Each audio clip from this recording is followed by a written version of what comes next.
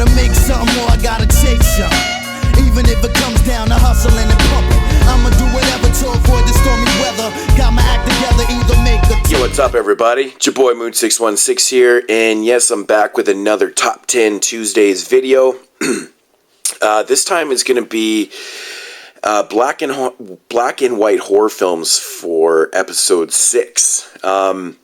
I gotta say, this was probably the hardest list to make so far, because black and white films range for such a long period of time, you know, right from the 20s all the way, very prevalent from the 20s right to the 60s. Yeah, so there's just so many good films. I mean, I basically could have made this list as a top 10 universal list, but of course I didn't. I did leave off a few that I've talked about many times. I didn't put The Phantom Carriage in this list because I've talked about that film many times. So I picked another 10 that I think are, you know, very awesome black and white films.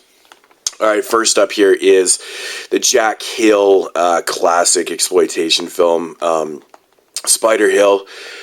Basically about a kind of like a woman child that does really nasty things.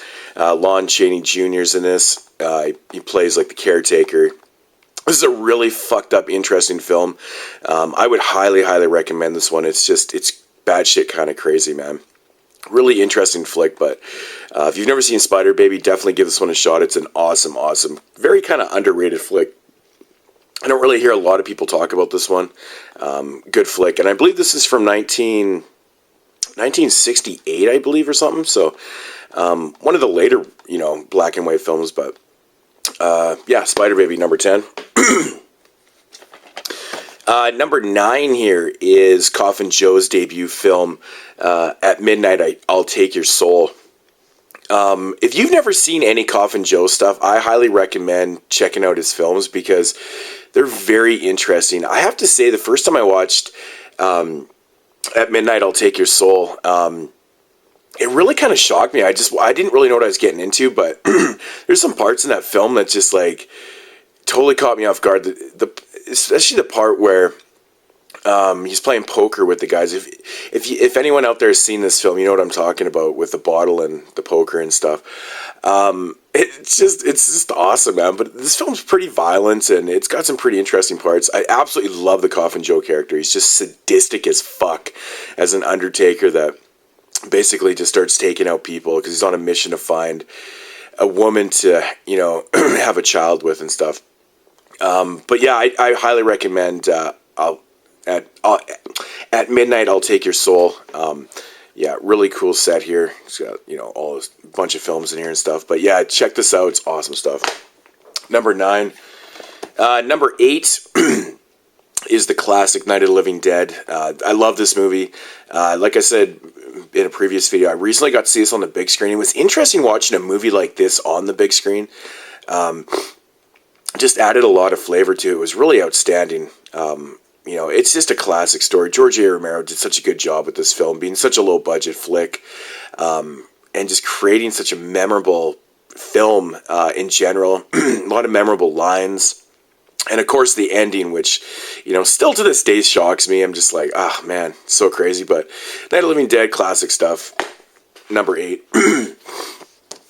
Number 7 here, we got David Lynch's debut film, Eraserhead. This film is awesome. You know, it's such a weird and bizarre nightmare trip. It's basically how you describe this. It's basically just a bunch of scenes of like nightmarish shit. There is kind of like a structured story in there, but not really. Even David Lynch has been on record saying that this movie doesn't really have any meaning, but which I find pretty interesting when people try to dissect this one and kind of give it meaning and stuff. But I mean, I guess you can do that with everything, really. But some of the most bizarre cinematography. I love the sets used in this because he actually built all the sets over. I think he filmed this one over 5 or 6 years while he was in school and just being a young filmmaker in general. So Eraserhead, fucking phenomenal film. Number 7. Number 6 is Todd Browning's Freaks. Man, ever since I first watched this movie, I've been in love with it. I thought this was one of the most unique films I've ever seen, just due to the fact that they actually used real freaks in this movie. It was kind of unsettling, but just totally awesome too, because it has that total, just bona fide realism feel to it. And this is basically what a freak carnival should be. Awesome flick, though. Love the ending. Just an all-around amazing flick. It's got really good cinematography in it, too, and I couldn't recommend this one enough. I believe 1932, this film came in. I know this one really did hurt Todd Browning's career because it was so controversial, but whatever. Freaks is still amazing to this day, so never check out that remake. It's absolute fucking garbage. So Freaks number 6. Number 5, we have a silent film from the 20s, I believe, Haxon, Witchcraft Through the Ages. This movie is absolutely outstanding. Yeah, from 1922. Oh, man, just like ridiculous stuff. It's got, color restored tinting in there and stuff, but this is basically it is a black and white film. Yeah, I don't really want to say a whole lot about it, but you definitely need to check this flick out because it's so interesting. Man, there's a lot of good movies made in the 20s in the silent era, but this one right here really sticks out as being one of the best ones. Such an interesting film, but Haxon. Number 5. Number 4 is we've got the classic and basically masterpiece, in my opinion, Eyes Without a Face. French flick from 1960. Yeah, this one right here, basically what it is. This person without a face. Just an amazing, amazing masterpiece. Great story, great cinematography, great acting. Yeah, everything about this movie is so brilliant. It's just absolutely amazing. Definitely want to check out if you've never seen this one. Eyes Without a Face, number 4. Number 3 is, oh man, I still basically want to say this is my favorite Mario Bava film. I think it's because it's actually the very first Mario Bava film I ever did see. Black Sunday. This was, I believe, Mario Bava's, it is his first directorial debut film. Man, the cinematography, the gothic feel, just the whole atmosphere of this film is just fucking unbelievable. Absolutely love the tone of this film.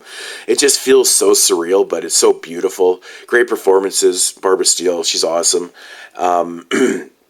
I think actually when Mario Bava was directing this film, he never actually showed Barbara Steele the whole script. He basically gave her what they were filming that day, and she had to learn her lines on the spot and stuff. So it's really interesting filmmaking, but yeah, this one is just amazing stuff. If you've never seen Black Sunday, check it out. Number 3. Number 2 is the classic Frankenstein. Frankenstein's always been my favorite Universal monster, so I had to throw it in there. Not to take anything away from any of the other ones. I love Dracula. I love Creature from the Black Lagoon. The Mummy's fantastic, but Frankenstein, what can I say? I do like this one more than Bride of Frankenstein. I think it's because I've seen this one a lot more. I'd never actually even seen Bride of Frankenstein until I was, way after I've seen Frankenstein and some of the other sequels. It was really odd that I'd never seen that one until, in the early 90s or whatever. But Frankenstein, what can I say? It's a classic story. Great performance. Yeah. Boris Karloff's fucking fantastic. But number 2.